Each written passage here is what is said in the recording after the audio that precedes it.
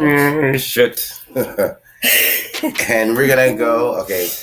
So, and we're rolling, and we're gonna go in 5, 4, 3, 2. Hey guys, and welcome back to Common Courtesy. I'm your host and moderator, Sean Nicholas, aka Desire Some More, and with me I have my lovely co-host, Nikki Prue. Hey, what's up, girl? How are you? Welcome back. Welcome back. Yes, we had a crazy week. Last week was so brutal. At work, yes. I wasn't sure if I was going to come back. I really wasn't sure if I was going to survive mentally, physically, emotionally. It was a rough one. And it's probably going to be like that now until Christmas time. So yeah, and the money's good. The money is good and needed. It just hurts a lot. Yeah, and you know what? One of the bars that I go to, the Garage, they are now non-smoking. So I think that's really... Oh, they did pass that finally. Yeah, I think that's really great because, I was telling someone that it allows other people who, who aren't necessarily bothered by people who smoke, but then they wouldn't feel comfortable in a place that... Well, especially a bar that does karaoke so often. If people were really serious about singing, that, some people don't want to be around it. And yeah, I'll be honest, like my throat would get like dry, like really dry. Yeah.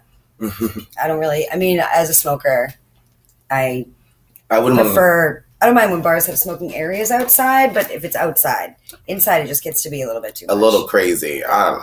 And that's coming from two smokers ourselves. Yeah, exactly. So I feel like we can say that. We know best. All right. So let's get into hot topics this week. And boy, is it a doozy. Because honestly, now the Democrats are actually going after President Trump. They are moving forward with their impeachment inquiries. Actually, now we're up to impeachment articles. And I just want to just fill you in because I have a question to ask. Because there's a lot of Republican pushback. So there's 2 articles of impeachment that they've announced today that they have to vote on soon. Right. The first one is abuse of power, which entails they're saying that he abused his power when he withheld funds from Ukraine when he was pressuring President Zelensky to publicly announce that he's investigating Joe Biden and his son and the energy company that he worked for, Burisma. And also investigate where the servers are from the 2016 election. And he also said that that they were involved. It was Ukraine and not Russia, and that is debunked. So yeah, he was withholding almost $4 million of security aid that was already passed in, I think it was February, by the Congress, and they didn't receive the money until September. And if you remember, if you've been following politics, the whistleblower didn't come out. I'm going to say early September, late August, I want to say, as I remember. I think that's around, at least. Around that. Yeah. And then it was June. And the call that he had with Zelensky happened in June or July. Mm-hmm. And that's when the call that he said, oh, great. When he was saying, because Zelensky just got elected, and he was talking about the security aid that was supposed to be coming from America. And then that was the phone call that Trump said, I would like for you guys to do us a favor. And also the second article of impeachment is the one that we've all seen played out on television, is the obstruction of Congress. He was using executive privilege, telling multiple White House officials that worked for him in the Trump administration to not answer the subpoenas from the House Judiciary Committee. That's a tough word to say. Say that. So the House Judiciary Committee, they were ignoring the impeachment inquiries. So that's about it. So those are 2 articles. And the Republicans are saying that they are moving too fast with this impeachment. Now, with all the information that we've had and what we've heard in the news and media, I just want to ask the question, are they right? Are Republicans right? Are we moving too fast with impeachment? Nikki, how do you feel? I don't think so. When you think back to how long this has really been going on, and then imagine back to where a lot of it started, and if there's things we don't know. Right. How long are you supposed to wait when one thing keeps piling on top of another? And as far as moving too fast, the literal definition of impeachment is the action of calling into question the validity of something, the validity or integrity of something. And that's exactly what's been done. Right, and I don't think you can, if you have just cause, I don't think you can ever move too quickly on something like that, especially when it involves the president of the United States. I agree with you because it seems, because another politician, someone, I think it was Jeffrey Nadler, he's like saying, we're moving too quickly. He's like, well, how long are we supposed to wait? Are we going to wait till until he messes this election up, 2020? That's why, if not now, then when? If I would think that time is of the essence at this moment, because we have an election coming up and everything needs to be on the table. Exactly. Everybody needs to be informed of who they're voting for and the kind of person that would be running office if he were to win again, if all of this were dropped and it were never investigated. Right. And also, and it's not, I honestly feel for me, it's not about the president. It's also about the people that he appointed offices, like the head of the Department of Education, when he had Betsy DeVos. Mm-hmm. And remember, she had that 60 Minutes. She had that 60 Minutes interview with her last name is Stahl. I can't remember her. Leslie Stahl. And they were asking her about the schools in her own state. They were saying, well, some of your public schools are failing. And they asked her, like, well, have you visited these schools that need more help and see what you can do? And she's like, no, I haven't. And the reporter was like, no, Leslie Stahl was like, well, don't you think you should? And she's like, I didn't intentionally not visit them. So, and I was watching this, I remember it was on The View, and they're like, well, what has she been doing this whole time? And it's not only her, there's a lot of people that are in charge of various offices. I feel like if you don't start with your own state, that should be indicative of future problems. Yes, but like, start to prove your points. My point is like, that's her. That's that person. Then the head of the national security, the Homeland Security, she didn't know. She wasn't sure if if Norway was populated by more white people. Like she's like, oh, I'm not sure. What are you talking about? Like, this administration has been being read every time they have a press conference, because they don't have an answer for all the crazy bullshit that this administration does. There is no answer. You know what I mean? I feel like there's two Republican parties. Like, there's a conservative Republican Party and there's a Trump Republican Party. I'm not even sure if all of this information that I just read is going to affect them and how they feel. That's what I mean. And that's why I feel like it's important to start this, to get it out there, because it's probably going to take, if it comes out that all of this, which it's looking like it's all fact, it's all truth, I think there's a lot of people who are going to have a real hard time accepting it and dealing with it in a rational way. Right. And it's not that bad. It's not a horrible thing, but I think impeachment is not good for our country, because it makes us look a little like weak to other countries. Yeah, disorganized. Which honestly, this president is doing. If you haven't, this divisiveness has been here on this country for years. But if we're really honest, it makes other countries. The president's been doing this himself. He's been making us look disorganized his damn self, and he did like over 105 tweets over the weekend on Sunday. I think it was just How on does Sunday. The president have enough time to tweet that much? Yeah, I mean, I kind of delved into it for the first time and looking what was going on today. And it was like every 15 minutes or something. Yeah, because he tweeted about like just today when they released the articles of impeachment, he tweeted, he's like, it's just a witch hunt, and witch hunt. And he's saying like, I did nothing wrong. Yes, and I will be clear. President Zelensky said there was no pressure, but I have to think about it this way. If you think about it this way, he's a new president, and that country has been dealing with a lot of corruption, and that was what his campaign was on anti-corruption. There was no reason that President Trump had to legally withhold the money, because that's what they're getting him on. Is he illegally withheld it? There was no reason. And I heard that I read a source that Zelensky was going to announce that they were going to investigate Biden, but he pulled back right before they got that money. So, and I would think that he would not want to do anything to rock the boat, with the relationship.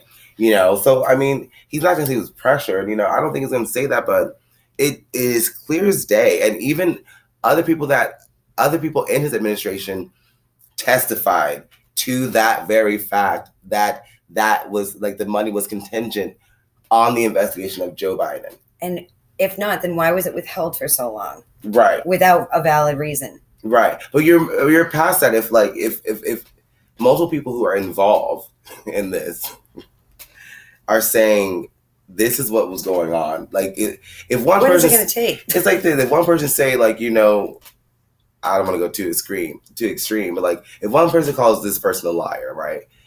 that's one person says that you're a liar. But if you have like people coming out of the woodwork, 15 people saying that you're a liar. I'm not saying that's as many people that testified in the impeachment inquiry, but if you have 15 people saying that you're a liar, then there's probably some truth in that. And I just don't understand how people can like just ignore all of these facts. Like, they're not wasting government money having all these hearings for nothing. I don't know. That's my point too. Yes, exactly. Why would that many people? It just, it doesn't make sense. But I feel like we've lost a lot of rationale and logic. And I feel bad because like people are getting tired of like hearing about this, but you can't get tired. You have to I think, Nikki, you're right. To our point, we aren't moving too fast with this impeachment. We're going through the proper channels, because someone said that, there's never been a president that's been impeached in their first term. Well, does that matter? What does that matter? Because it's never happened. It can't. It shouldn't have ever happened. We've never had a horrible president like this, and that's how I feel. Right. I don't know. I agree. And like I said, just one more point I want to say. A lot of his supporters say they're happy about what he's done for the country, and I'm like this. Well, if he has all this time to tweet and go golfing, like, how much time is he spending in the office and being the deal maker that he is? I don't know.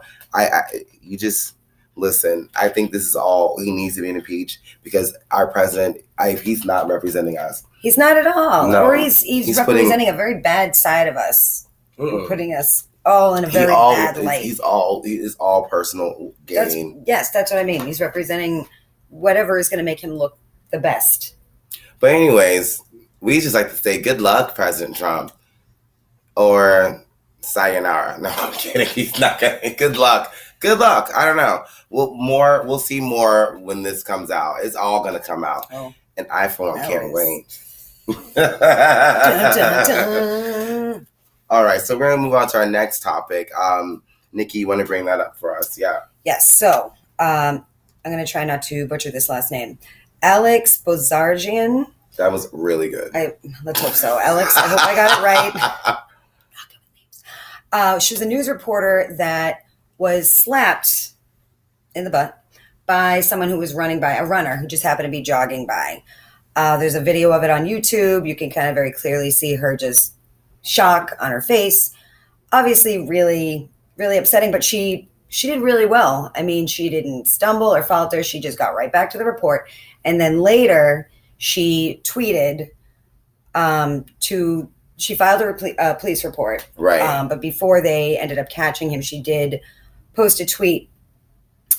Let me just find it. To the man who smacked my butt on live TV this morning. You violated, objectified, and embarrassed me. No woman should ever have to put up with this at work or anywhere. Do better. So now I totally support filing a police report, getting this guy, and the tweet itself. I guess I have a slight issue with the wording, because I feel like it's victimizing. I feel like the wording should have been, if it were me. Well, victimizing who? Well, I feel like she could have made the statement stronger. Right. Like, instead of you violated, objectified, I would have said, in your attempt to violate and objectify me, you made yourself look foolish, and now it's on TV. So, something along those lines. I guess I'm just a little bit more sarcastic. I respect 100%. I don't have a problem with, I just wish it had been more of like an ass kicking kind of tweet. Right. Rather than I, on the other hand, I liked her tweet because it was very professional. Because, she is a news reporter. Agreed. You know what I mean? But I think, because in your wording, you said your attempt. He already slapped her on her ass. So, like, it's not an attempt. Because I feel like once you do that, you slap, like, you touch someone in a very, like, sexual, inappropriate way. You did it. Have objectified them. But I feel like when people do that, they're doing it not to be like, oh, maybe she'll call me. They're doing it to objectify. That's their intent, is to make you feel smaller and less powerful. And I would want to fire back with something that says that they didn't reach their goal because they're small and stupid and worthless. Right. I feel like I disagree, because I feel like it's in that moment, because we're not her, you know, like I feel like where you're coming from is like if that happened to me, Right. but if we're being honest, it happened to her. So you know, I feel like she was. That's how she felt. She wasn't. It wasn't victimized. I don't feel like it was a victimizing statement because she is a victim. You know what I mean? And I feel like I think it was more. I think it was very powerful to say that. Yeah, you made me feel like a victim. I hope you feel great about yourself. Do better. And she did file a police report, and they found him. No, I'm glad that they found him. And again, I don't know. I don't know. I'm not articulating well, but totally. Yeah, we totally agree. Like, you should have said something. It did happen to her. I just wish there had been a little bit more punch behind it. Right. But and she got the guy banned. For saying anything at all. For real. Right. I mean, but she got the guy banned from future marathons as well. So nobody's gonna forget. Like, anybody who knows him now knows that he's a dirtbag. And he's also bag. I was watching Wendy, and it came out that he's a teenage youth pastor or minister, something like that. Like, and it's kind of crazy, and I don't understand. I don't know. I think that's very objectifying, which kind of 100%. Which this kind of, because it kind of segues into this next topic that we found on Dear Abby. You know, I love me some Dear Abby. Like, literally, it's very humanizing and like relatable, because you would think that no one else has the same problems that you do, but if you read some of these letters, yeah, we all have the same things going on. So anyhow, so like, this woman writes in to Dear Abby. It's basically like a toxic masculinity type thing. She writes, Dear Abby, my husband works with a group of men who often become vulgar in their conversations. My husband was raised to have respect and dignity, so he's uncomfortable with it.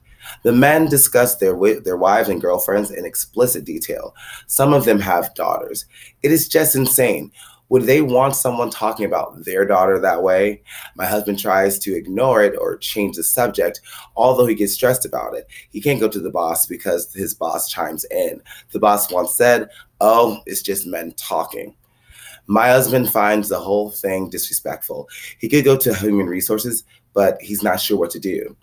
What should he do is the wife's question, which first I want to point out that this is a really rare find that you never hear about men feeling uncomfortable about that locker room talk, you know, because I have to agree, like a lot of straight guys that I have worked around or do work with, you know, we talk about vulgar things, but at the same token, I have said some vulgar things.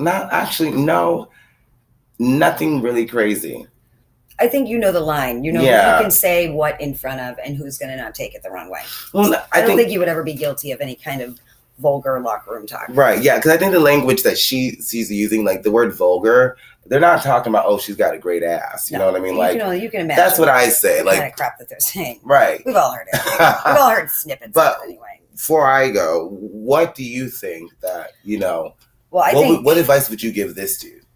Well, I think you made a really good point by saying, like, this is a really good example of, I'm not meaning this in it's a good example of how an uncomfortable workplace situation like this might be more difficult for a man to address than a woman. Mm-hmm. And I say that because men are encouraged and expected to some degree to join in with that kind of talk and to not have a problem with it and to think it's funny and brush it off. And, you know, and not to show emotions, anything like that. And God forbid not to say this is making me uncomfortable. Right. And that's not to say that every man is like that, but, you know, especially how a workplace can be, there can be a lot of toxic masculinity. It sounds like there's a lot in this particular workplace. Yes, in this office. So I feel for the guy, especially where his immediate boss is in on it, and you don't want, no matter how much you want to stand up, you don't want to be at odds with your boss and all your male coworkers. So that's not an avenue. Going to human resources, he could, but depending on the way this company is run, is he going to get anywhere with that? I mean, I think he definitely should. You shouldn't have to put up with that, whether you're a man, woman, or otherwise. But I can definitely see why it would be more of a mental struggle for him as to what to do, because if a woman's getting harassed, I feel like it's all hands on deck, especially in the workplace. People don't tolerate that anymore because there's so many lawsuits and avenues for lots of further trouble.